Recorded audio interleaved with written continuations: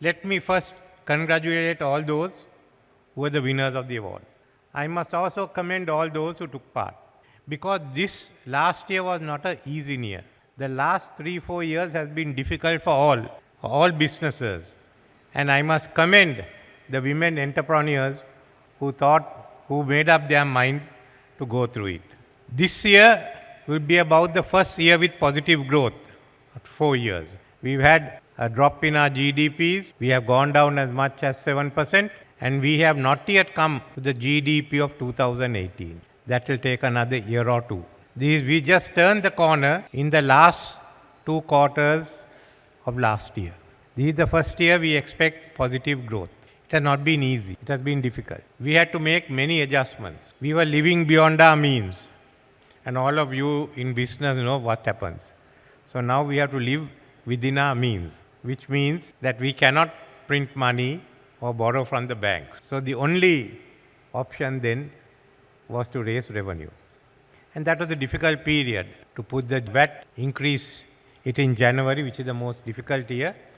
But it is paying its way, it's paying rewards, because our whole intention is to strengthen the rupee and certainly drop the rate of inflation and therefore the rate of interest. So we will have to travel on this. There is no going back to the old period. We have to build a new economy. We have to undergo economic transformation, which means we are leaner, but we are also meaner. And we also have to become highly competitive and export-oriented.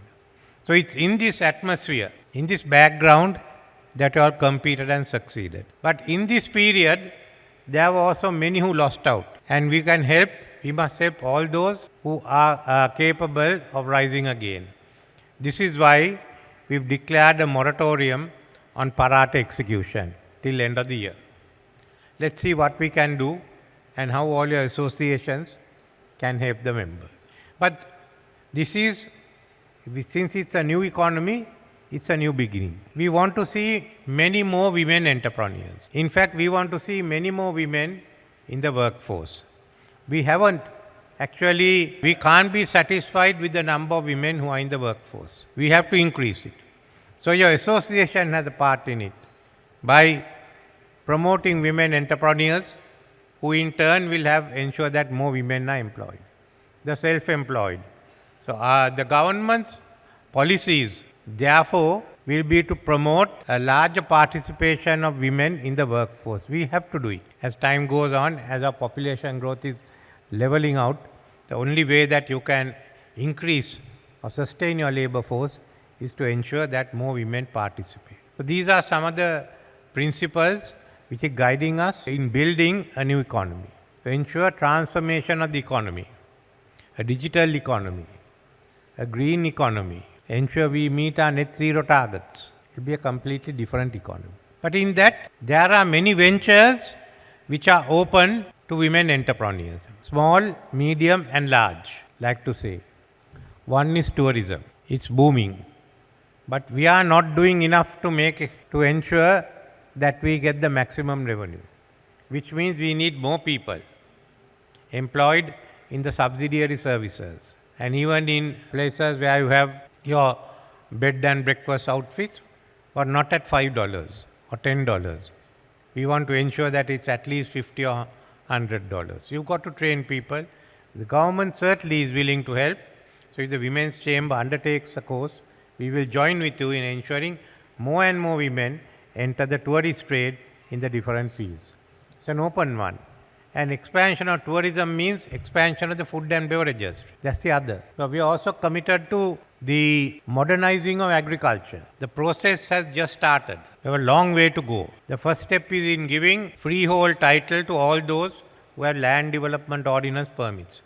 That is about 1.5 million people.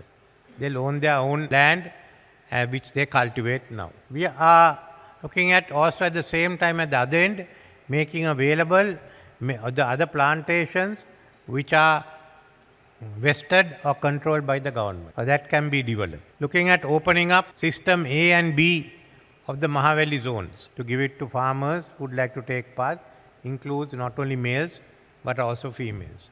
a lot of agro-based industries that will come in, including some countries we've asked us for land for food security, which means bringing in new technology. It's not subsistence farming. We are about to reorganize our agricultural services, improve the delivery system. I must say at the moment it's virtually non-functional. So this is the other area. Either in agriculture, it can also mean high-tech agriculture, vertical agriculture. So these are all means in which we will be going ahead. So I think I would ask the association to come with a program to get more women involved in agricultural enterprises. Maybe micro, maybe small, maybe medium, maybe large. But it's an open field. It's not merely a question of cultivation. It's the whole supply chain. And at the end of it, can you compete into the markets of other countries? While our population will be stable, you have to remember the population in the countries of the Indian Ocean rim will all increase. Around us in South Asia, there may be about 600 million more people, not counting the fact that they'll have a higher income level. So food is one item that we could think of. We are looking at education, opening up education. I don't think countries with billions and billions can all run the education service at the same levels. We are a small country. So we have time. We have 10, 15 years to go ahead. Then the other areas, there are many others that are available, but I am happy that many of them have engaged in technology. A large number has now used technology. Yes, I think that's one area that we want to bring in the new technologies and go in with the digital transformation, even to promote AI. And that's another area in which, with the association, we'll certainly work out programs to help women who get into the field of technology. And I was amazed, and I think so would be the minister, that women are now getting involved in renewable energy, in solar energy. Yes, we should help them. Another area where there's money can be done. And there are, I think, enough women who can participate. I mean, renewable energy is one way in which you can earn money and stay at home. That doesn't mean work is there, but it has to be done nearby. The food industry itself. So these are whole new range of industries that are coming in, of other enterprises. There are many more.